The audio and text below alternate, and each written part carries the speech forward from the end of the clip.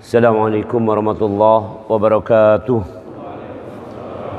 Asbahna ala fitratil Islam wa kalimatil ikhlas wa ala dini nabiyina Muhammadin sallallahu alaihi wasallam wa ala millati abina Ibrahim hanifa wa ma kana minal musyrikin.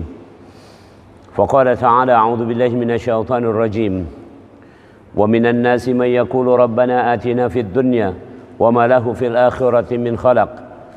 ومنهم من يقول ربنا آتنا في الدنيا حسنة وفي الآخرة حسنة وقنا عذاب النار. Al-ayat sadaqallah wa ba'du. Dan di antara manusia ada orang-orang yang hanya menginginkan dunia, maka dia tidak akan dapat bagian secuil pun dari kampung akhirat. Dan di antara manusia ada yang menginginkan kebaikan di dunia dan kebaikan di akhirat, maka mereka akan mendapatkan apa yang mereka minta.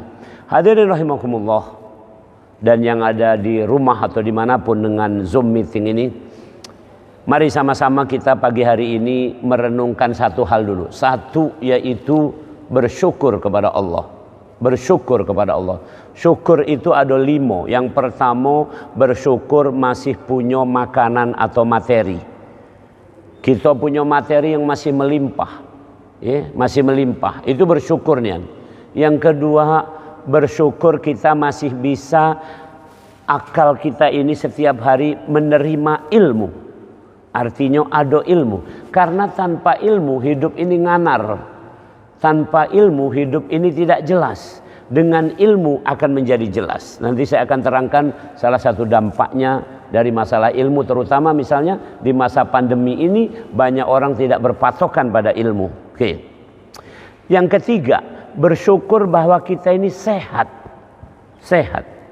Maka dalam konteks pandemi, saya Satgas Covid Sumatera Selatan, saya juga salah satu di antara sedikit ahli di Indonesia masalah ini. Bahwasanya yang dimaksud sehat itu adalah sederhana saja. Sederhana saja ini. Yang dimaksud sehat itu, satu, orangnya tidak lemes. Artinya kalau mampu ke masjid ini berarti sehat. Yang kedua, nafsu makan ada. Tadi kalau yang tidak sahur berarti tidak sehat nih. Tapi yang sahur berarti sehat karena makan. Yang ketiga, yang namanya sehat ini adalah tidur tadi malam tanpa minum obat tidur. Sudah itu saja. Dan patokannya protokol kesehatan adalah yang sehat yang boleh berkumpul. Yang sehat boleh ke masjid, yang sehat boleh ke pabrik, ke kilang, ke tempat bisnis, ke pasar dan sebagainya. Yang sehat, yang sedang tidak sehat, silahkan untuk istirahat. Begitu saja, mudah kok gitu. Nah, ini masalah sehat. Nikmat yang keempat adalah namanya nikmat iman. Inilah yang membedakan. Ini yang membedakan. Orang yang beriman nilai hidupnya dimulai dari angka 1. Orang yang beriman. Orang yang tidak beriman hidupnya 0. Tidak pernah bergeser dari 0. Disebut di Al-Quran haba'an mansura. Ado tapi seperti fata morgana. 0. Jadi misalnya nih, orang kaya tidak beriman, maka kekayaannya dikali 0 sama dengan 0. Orang berkuasa tidak beriman, kekuasaannya dikali 0 sama dengan 0. Tapi kalau orang beriman, miskin, kemiskinannya dikali 1, dikali berapa terserah Allah, tetap ada nilainya. Apalagi kaya, beriman, hebat, itu tinggal berlipat-lipat lah kira-kira seperti itu. Hadanullah, itu nikmat iman. Dan nikmat yang kita syukuri, yang paling pamungkasnya adalah nikmat masih hidup. Karena kalau sudah meninggal, meskipun dia orang alim, tetap selesai. Meskipun dia alim. Apalagi kalau meninggal itu tidak alim, masalah lagi kira-kira ini. Hadanullah. Pertama, bersyukur. Yang kedua, pagi ini kalau di jadwal yang saya disampaikan kepada saya berbicara tentang aspek sumu fatasihu. Kalau kamu benar-benar berpuasa, kamu akan sehat. Kamu benar-benar berpuasa, kamu akan sehat. Oke. Mari kita lihat. Sehat apa? Sehat apa? ada 3 sehat itu. Sehat pertama sehat badan. Sehat badan. Yang kedua sehat pikiran. Yang ketiga sehat perasaan atau hati. Nah ini. Nah saya terangkan secara ringkas, mudah-mudahan masih bisa kita bertanya jawab. Yang pertama sehat badan. Sebelum puasa kita mulai makan kira-kira jam berapa? Ini sengaja aku nanya supaya kamu tidak tidur. Hah? Kalau tidak puasa kita mulai makan kan pagi ya. Sarapan jam 7. Oke. Habis itu datang ke kantor jam 9 ngopi lagi nih. Ngopi makan roti nih. Oke. Berarti 2 jam kemudian. Habis itu jam 11 ku jingok lah di warung. Ya. 2 jam lagi. Oke. Habis itu jam 2 caknya istirahat sebentar. Ya, makan gorengan. Habis itu balik ke rumah sore itu lah nongkrong di Pempek Jalan Manusano. Habis itu malam kujingo bedalu di kafe, makan lagi. Nah ini contoh saja. Jadi tak berhenti perut ini untuk bahasa Palembangnya digober. Terus setiap 2 jam masuk. Maka berpuasa coba lihat. Ada yang nak makan sekarang? Nah, tadi jam 4. Kapan lagi makan nanti? Jam 18. 14 jam dia tidak diisi makanan. Perhatikan kalimat saya. Makanan yang masuk jam 4 tadi akan sempurna di lambung ini setelah setengah jam. Jadi sebelum subuh tadi sudah hancur di sini. Sudah dalam bentuk cairan. Sekarang sudah mengalir ke usus kecil atau duodenum dan ileum bahasa kedokterannya, ngalir di situ, kemudian mulai diserap. Dikit-dikit diserap sesuai kebutuhannya. Kalau kamu sekarang mikir nyerapnya cepat. Tapi kalau kamu sekarang ini cak tidak baik, tidak diserap. Jadi dikit baik. Karena sesuai kebutuhan. Diserap, set nih. Kira-kira habis nanti jam 8. Jam 8. Jam 8 ini habis. Kemudian dari jam 8 sampai jam 12 siang itu yang hasil diserap udah ada di darah nanti dipakai. Dipakai untuk 2 hal. Satu dipakai untuk tenaga. Namanya adenosine triple phosphate. Dipakai untuk tenaga sehingga kita punya tenaga. Yang kedua dipakai untuk memperbaiki bagian tubuh kita yang rusak. Kalau kita mandi itu gosok-gosok ada daki. Itu bukan daki. Itu bagian sel tubuh kita yang lepas. Jadi walaupun kamu gosok kapanpun tetap ada dakinya. Walaupun kamu berada di ruangan bersih tetap ada dakinya. Karena sel tubuh kita ini lepas. Lepas terus. Itu harus diganti. Kalau tidak diganti kaki ini rusak badannya. Nah itu dari makanan tadi. Itulah fungsi makanan. Perhatikan hikmah puasa. Yang pertama, perut istirahat berapa jam tadi? Kira-kira 14 jam. Alhamdulillah. Kalau perut pacak ngomong, dia akan ngomong mak ini. Cek mau kasih cek. Selama ini aku bergebuk, gawe terus. Mak ini aku pacak istirahat. Lumayan, pacak Zoom meeting aku. Kira-kira mak itu. Kan yang Zoom meeting ini sambil tidur-tiduran kan? Kira-kira mak itu. Okay. Subhanallah. Yang kedua, bahwasanya dengan kondisi badan seperti itu, maka untuk reparasi badan ini akan bagus. Ibarat bengkel, kita masuk bengkel berapa jam itu. Yang ketiga, tadi jam 12 makanan sudah habis total, udah di mana dipakai kalau. Maka jam 12 sampai jam 6 sore, 6 jam itu kita pakai cadangan. Cadangan kita ada di lever, di hati sebelah sini. Cadangannya dalam bentuk lemak. Ini dihancurkan, maka orang itu akan sehat. Saya punya pasien sekarang kena yang namanya fatty liver. Fatty liver. Fatty adalah lemak, liver adalah liver ini, hati ini. Jadi lemaknya numpuk di hati ini. Apa gejalanya? Mual, muntah, gemeter, keringat dingin, itu. Saya terangkan, ini bukan penyakit. Tetapi karena ada timbunan lemak di dalam lever ini. Ngapa mak itu, Prof? Karena kamu hidupnya lemak-lemak terus. Perhatikan kalimat saya. Maka Al-Quran mengatakan, ya ayyuhalladzina amanu hal adullukum ala tijaratin tunjikum min adabin alim tu'minuna billah wa rasulih wa tujahiduna fi sabilillah. Dua itu.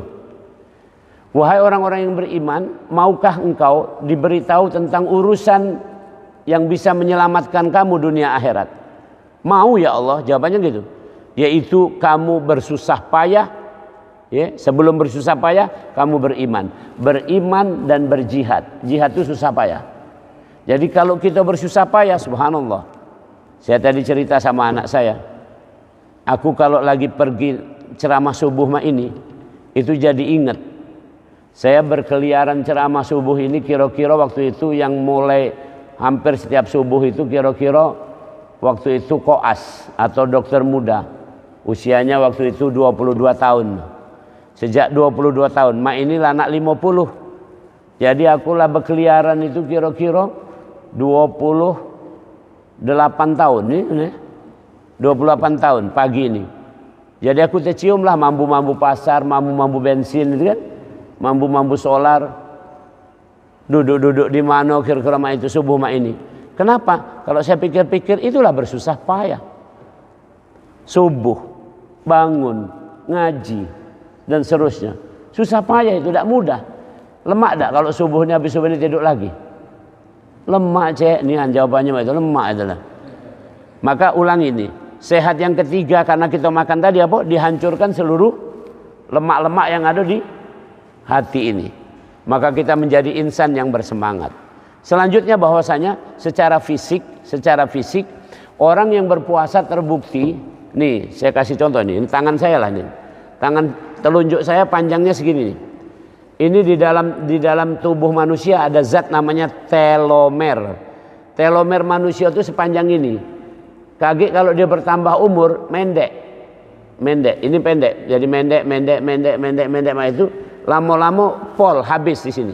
Hilang Nah, kalau sudah pol sampai sini dalam bahasa kedokteran itu namanya apoptosis atau cell death. Bahasa kedokterannya mudahnya mati. Jadi secara medis orang mati itu karena ininya mendek. Ini tidak bisa ditolak, pasti mendek. Ini pasti mendek. Cuman sekarang mendeknya dua cara. Ada yang mendeknya gancang, bahasa Palembang juga ini, biar mudah nih. Ada yang gancang, ada yang beguyur. Sekarang ku tanya, secara mudah, kamu pengen telomer kamu mendeknya begancang atau beguyur? Nah ini aku tanya. Begancang atau beguyur? Oke. Memendeknya ini ternyata bisa direm dengan bahasa Inggrisnya fasting. Puasa. Jadi puasa ini menyebabkan ini mendeknya lama. Ditahannya pelan-pelan, ibaratnya cek beguyur baca aku lagi puasa cek. Nah, jangan cepet-cepet mendek nih. Kalau yang tidak puasa begancang dia. Sudahlah tuntas mamang ini, kira-kira itu. Nah itulah puasa secara fisik sehat. Yang kedua, puasa secara akal. Ini akal. Akal kita ini mesti menjadi akal yang common sense. Orang Inggris mengatakan. Dalam bahasa Arab disebut al-wa'yu. Dalam bahasa Palembang waras. Waras, oke. Tadi badan sudah sehat, sudah. Sekarang badan sehat, pikiran tidak waras. Mak mana kira-kira? Ada tak pikiran tidak waras? Banyak. Sekarang kunjuk contoh, mulai dari masalah COVID. Ini tidak apa-apa, ini ada rekamannya, kaget juga kedengeran nak sampai Jakarta sampai mana tidak apa-apa ya. Ini gara-gara itu ya. Paling-paling aku tidak boleh ceramah lagi kan gitu. Tapi saya bisa mempertanggungjawabkan. Oke, begini. Kebijakan ini di sini kamu pakai apa ini? Tidak pakai ambal. Kamu sholat berjarak. itu adalah kebijakan dari pemerintah, kementerian, karena ini masjidnya pemerintah. Oke. Apakah ini ilmiah? Tidak. Tidak berdasarkan ilmu. Oke. Saya mau sampaikan, yang berdasarkan ilmu adalah satu. Ini ada penelitiannya bahkan sudah fix. Orang yang kena COVID, ada COVID di badannya, tapi dia sehat, tetap tidak menular. Ulangi. Orang yang kena COVID di badannya, dia sehat. Sehat itu artinya tidak ada gejala, maka tidak akan menular. Bahasa ilmiahnya no shedding of virus. Ini ilmu akunian. Tidak akan ada virusnya beranak pinak dalam dirinya dan tidak akan menularkan ke orang lain. Sekarang gue tanya kamu galau-galau, pelan-pelan Mbak ini. Kamu galau-galau positif COVID tak ini? Tidak kan, kemarin kan ya dites kan, ini dites terus kan, rutin dites kan, antigen. Berarti kamu tidak positif COVID. Pertanyaan aku kedua, kamu ada gejala atau tidak? Yang ini sekarang di sini, tidak. Jadi kamu COVID tak kate, gejala tak kate, ceto, kamu wong sehat. Orang sehat tidak akan menularkan dan tidak akan ketularan. Ulangi. Saya sekarang lagi menyelesaikan sekitar 4 atau 5 kasus di Pusri. Itu ketularan dari mana, Mak? Kawannya masuk kantor, masuk pabrik, kan ada kelompok di pabrik itu kan biasanya ada ruangan kecil-kecil itu. Masuk ruangan itu dalam keadaan batuk-batuk dan demam. Dia lajukan juga masuk. Dia pikir biasa-biasa baik. Kapan ku periksa, mamang ini positif. Hari Seninnya seluruh kawan-kawannya itu, Jumat dia masuk. Seninnya seluruh kawan-kawan yang di ruangan itu sekitar 4 orang positif galau. Kenapa? Karena yang nularkan tadi ada gejala. Jadi kata kuncinya mudah saja. Asal kita ada gejala, jangan pergi kemana-mana. Gejala apa baik? Kecuali gejala buntu, kamu tetap pergilah. Nah, itu baik. Gejala penyakit apa saja jangan pergi kemana-mana. Pergilah ke rumah sakit paling kenceng. Itu baik. Paham? Itu baru waras. Sekarang waras tak? Itu baik. Ronaldo, wong mana sih? Wong yang sana lah sih. Sama Muhammad Salah, Liga Champions, main bola, pakai masker tak? Jaga jarak tak? Ngapa? Sehat. Ini perhatikan kalimatnya, ini berlaku semuanya. Berlaku semuanya. Menteri-menteri kalau foto jaga jarak tak? Tidak. Jadi mereka foto pakai kaidah sawu sufufakum. Ada itu kalau foto. Tapi kalau sholat kaidah ini. Ini saya mau meluruskan ini. Jadi benarnya mak mano kira. Kamu kan nanya mak itu kan? Nah, saya ajarkan saja. Kita ini orang Palembang, cek cara Palembang. Kaget potong kamu rekaman ini gitu. Ya. Kita orang Palembang. Jadi saya ajarkan begini sajalah, mudah. Ketika memang lagi ada audit di inspeksi, kamu caro ini. Ketika ada kate, kamu caro biasa baik. Karena itu sudah. Bukan apa-apa ini. Subhanallah. Bukan pula kita nak kepakaman, saya tidak mengatakan itu. Nilai rasanya berbeda dan anjurannya berbeda. Ini ilmu yang saya sampaikan, ilmu. Sekarang pertanyaannya, kenapa orang masih khawatir pergi ke masjid? Tapi sebaliknya, kenapa orang tidak khawatir ke pasar? Mana yang warasnya? Saya tanya, ini apakah kerumunan atau bukan ini masjid? Hah? Nanti saya tanya, saya sampaikan. Ini ilmu. Kerumunan adalah kumpulan orang-orang yang tidak jelas. Kalau ini kerumunan, berarti kamu galau-galau tidak jelas. Perhatikan kalimatnya. Boleh kita beradu, benar ini ilmu ini. Kerumunan adalah satu, kumpulan orang yang statusnya tidak jelas. Kedua, tujuannya tidak jelas. Mari kita lihat sekarang ini.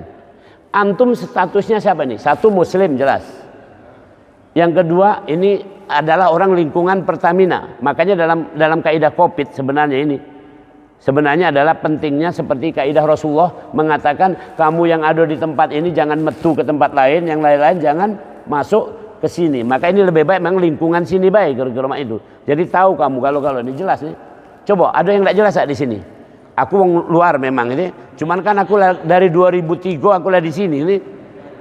Kalau masih tidak jelas ini, aku ketua Petro Al-Haj, tidak jelas. Nih. Jelas. Yang kedua, tujuannya sekarang.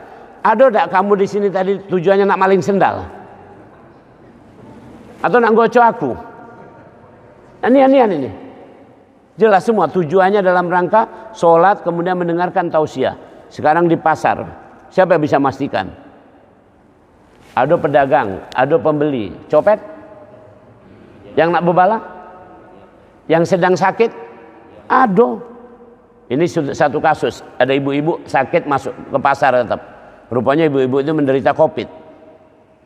Di pasar Kebon Semai Skip. Kami rawat di rumah sakit Pusri. Meninggal ibu ini. Seluruh yang di kawan-kawan itu kami swab. Nih, kenapa ibu-ibu ini nekat tetap ke pasar? Karena itulah hidup dia.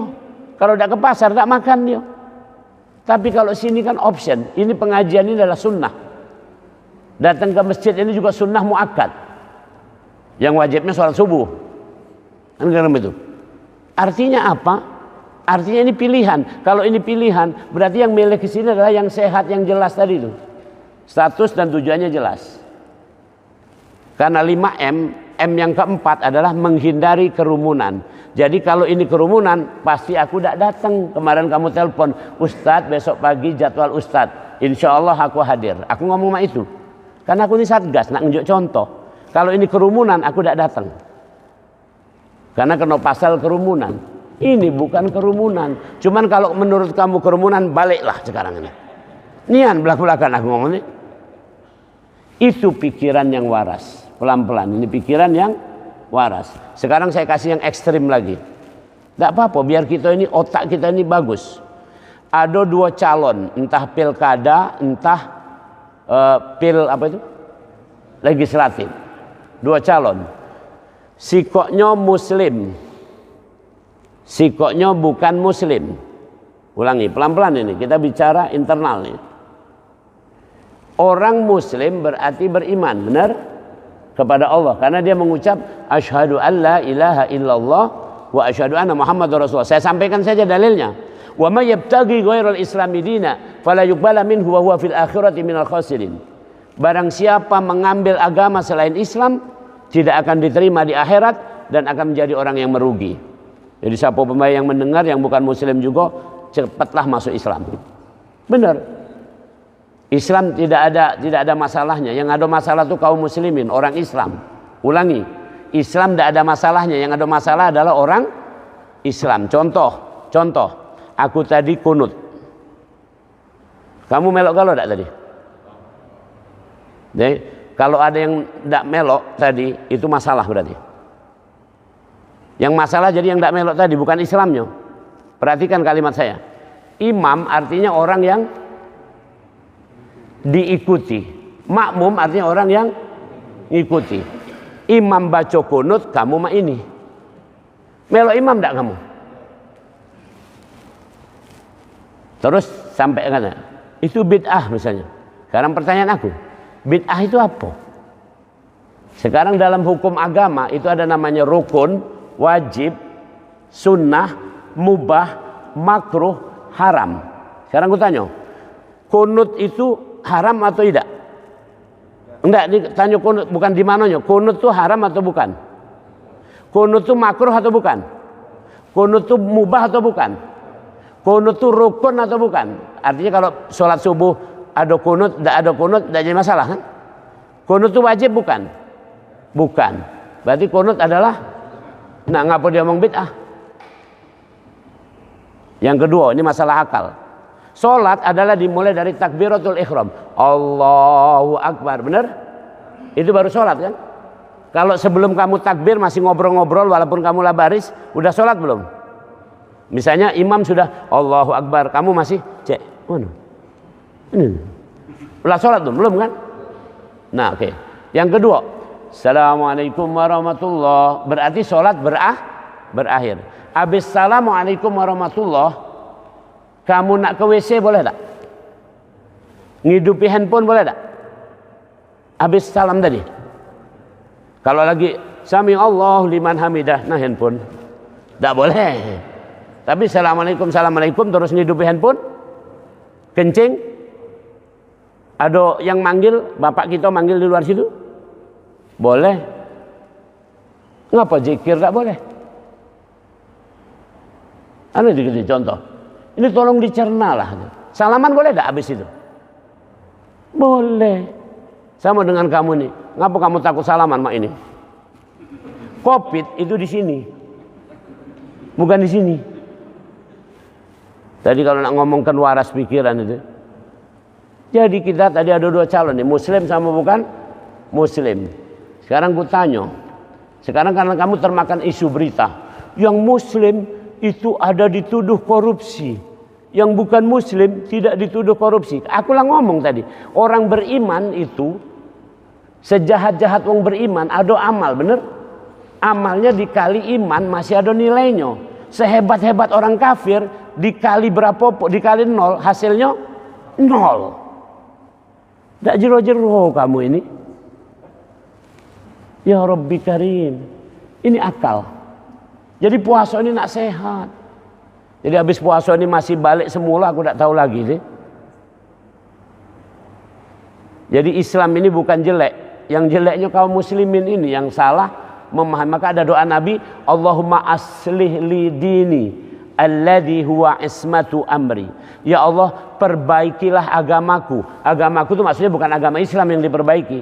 Perbaikilah pemahamanku terhadap Islam. Supaya ismatu amri, terjaga semua urusanku. Ismah itu maksum, yang orang maksum itu nabi itu maksum, terjaga dari kesalahan. Jadi kalau kita paham agama kita tidak akan salah. Contoh, tarawih itu hukumnya apa? Sunnah, benar? Jadi satpam lagi jago hukumnya apa? Wajib. Jadi kamu jangan sekali-kali ngejek satpam. Weh pam, terawih, woy, jangan males-males, woy. Awak lah tua. Yang salah siapa? Yang ngomong ini tadi. Yang benar yang satpam. Kalau ada satpam sini kamu ngomong itulah kayak jawabannya nih. Cek, tarawih apa? Sunnah. Aku jago ini. Wajib, tinggi mana gitu. Jadi tolong dirunut itu. Ya Rabbi Karim. Ini ilmu. Rukun adalah sesuatu yang harus dikerjakan, tidak boleh diwakilkan. Kalau wajib boleh diwakilkan. Tunjuk contoh yang wajib nih. Ya, jadi kalau kita nyebut sholat subuh itu sholat wajib, sebenarnya itu rukun. Karena rukun Islam itu ada 5. Salah satu rukun ada 5 sholat. Itu. Tepatnya dia disebut rukun. Karena sholat tidak pacak diwakilkan. Ada yang nak wakilkan sholat? Cek nak kemana? Sholat subuh wakil baik. Nah, tidak bisa. Rukun itu harus dikerjakan. Kata Nabi, tidak mampu berdiri, duduk. Tidak mampu duduk, baring. Tidak mampu baring, kedip-kedip, isyarat. Tidak mampu kedip-kedip, sholatkan. Selesai. Tidak bisa diwakil. Kalau wajib bisa diwakilkan. Contoh, haji. Yang paling mudah haji. Al-Hajju Arafah. Haji itu adalah pergi ke wukuf di Arafah. Makanya orang pergi haji itu walaupun sakit tetap wukuf. Tapi setelah wukuf balik lagi ke rumah sakit. Habis wukuf kan mestinya tawaf, sa'i. Habis itu ngelepas baju, habis itu pergi ke Mina, ke Jamarot, melempar jumroh. Tawaf, sa'i, jumroh itu diwakilkan. Karena itu wajib. Tapi yang tadi di mana? Di Arafah tadi tidak bisa diwakilkan. Paham? Itu urut-urutan dalam hidup ini.